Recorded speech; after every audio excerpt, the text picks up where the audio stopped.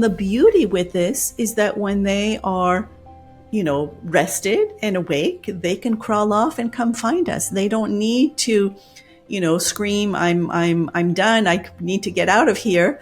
They just crawl over, or, we've set up the prepared environment. So there might be a toy or a book that they can play with or look at. And the beauty too is that when they are tired, well, they know where to go and they go on their own. They don't need us to read their cues of, oh, are you tired? Are you not? Maybe I should put you down. Maybe not, right? They know where their bed is and they go.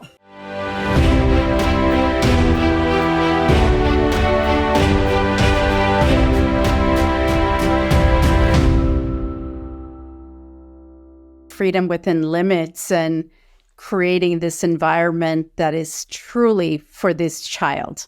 It's an invitation. And I know you've taken the 0 to 3 training and 3 to 6.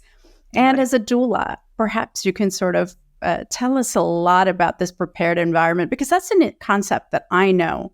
It took me a while, or the training, to understand what is this prepared environment, and how, and then later, if you can also share, how could a parent at home create this environment that is designed at school as well? So the notion of the prepared environment is that we are, we live in very adult-centric environments, and we have created these beautiful homes and where we live, where everything is at our eye level, at our arm's reach, and so forth. And then you have a young child that comes into that environment. They can't do anything for themselves because the environment has not been adapted to their needs, to their developmental needs.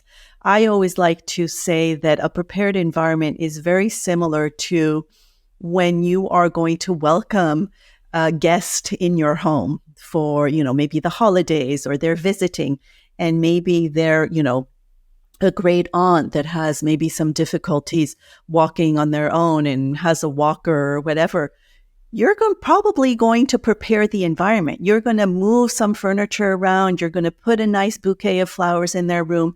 You're going to prepare it for them, right?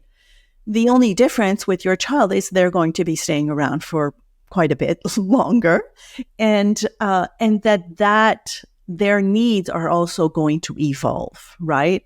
And so when we talk about the prepared environment, I like to take it to prenatally, right? We have conceived. We know that we are expecting a child. Well, already there, that's a prepared environment, right? We are mindful of what we're eating. We're mindful of our movements, of our thoughts, of being healthy and all that. That is their first prepared environment. Then we are considering how and where do we want to give birth, right? The birth environment itself is a really big transition for both the parent and the child. So we think about that, we prepare it. And for me, I'm a great believer of the less intervention and the more peaceful and quiet we can be to really respect the birthing person and their connection, the baby and the mother's connection, very important.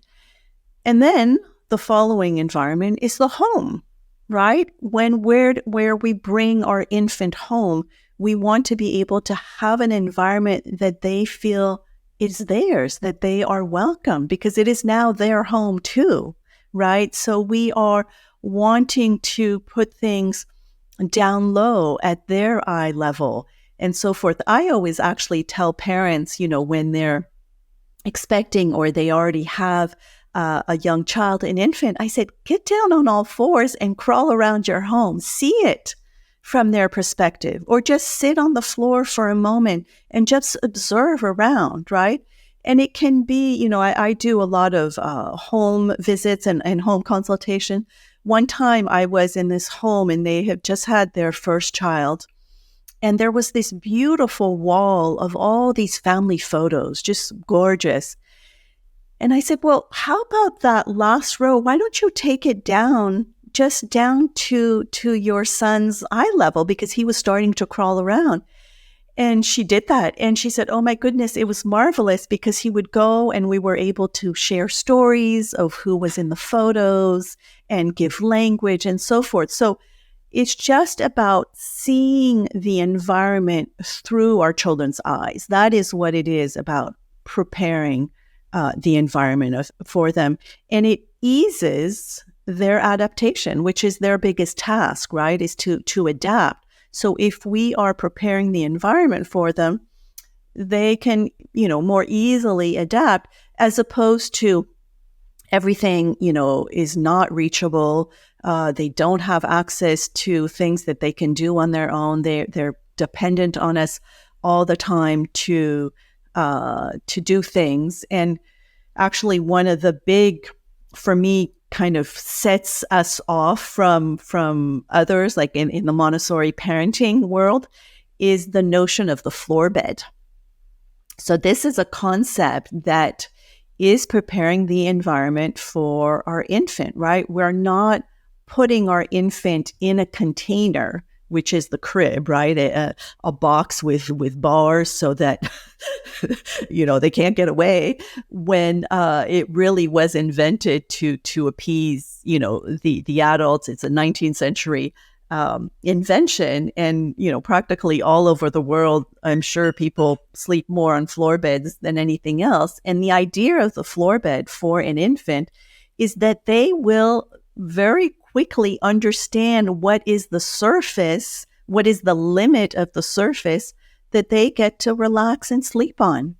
And the beauty with this is that when they are, rested and awake, they can crawl off and come find us. They don't need to, scream, I'm done, I need to get out of here.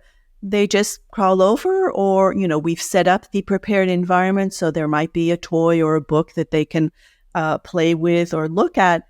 And the beauty too is that when they are tired, well, they know where to go and they go on their own. They don't need us to read their cues of, oh, are you tired? Are you not? Maybe I should put you down. Maybe not, right? They know where their bed is and they go. So that's a little bit in a nutshell what the prepared environment is. And it really, for me, it starts at conception. Yes. And that is fascinating, especially the floor beds and preparing the environment that invites children to be very independent. And can you speak to the safety? So what are your thoughts about safety? Because for many of us, when we have the babies and we're used to seeing others have a crib, and now I want to set up a bed on the floor. And how high is this bed? And what are the limitations? Would my baby get injured if they roll over? So how would you address? So the bed is really a mattress on the floor. There's also some lovely wooden frames that you can, put the mattress in. It's true that it's nice that there's some airflow underneath, but it's really very close to the ground.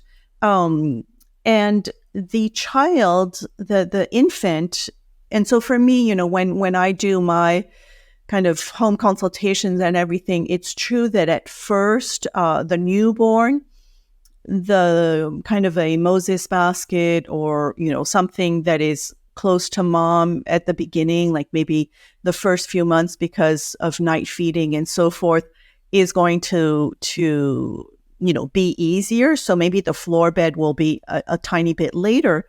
But even if they are, for example, in a Moses basket, putting that basket on the mattress where the child will be sleeping gives them that point of reference that, this, I recognize this. This is where I relax and I sleep. So when we are preparing the environment for an infant, we're looking at four basic areas that we call points of reference. And those are the sleep, the feeding, the personal care area, and then the movement area, right? So going back to your question about, the safety of the floor bed, personally, I think it is extremely safe, right? There's techniques that we can make it a little safer, but it's a flat surface. There's nothing, to get stuck in or whatever. And especially for me, what is dangerous with the crib is when they do want to, they have a little bit more movement and they want to get out. Well, sometimes they'll try to climb out and then they'll fall from pretty up high. So I would much rather that they roll off their mattress, and they will roll off their mattress, but that is a learning.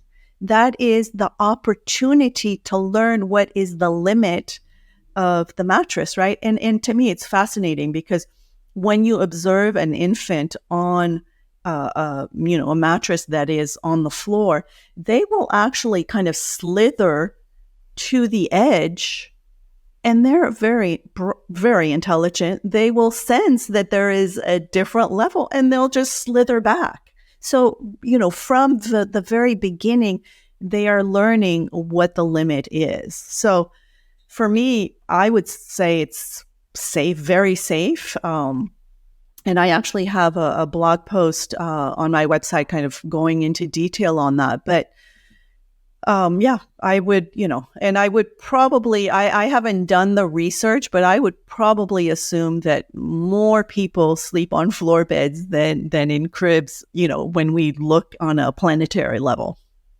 Yes. Well, I can tell you for myself, who has been raised on a floor bed into adulthood, at least until 12, definitely can say that it's a very easy way to know where the height difference is, and it invites that independence, the flexibility to move from one area to another.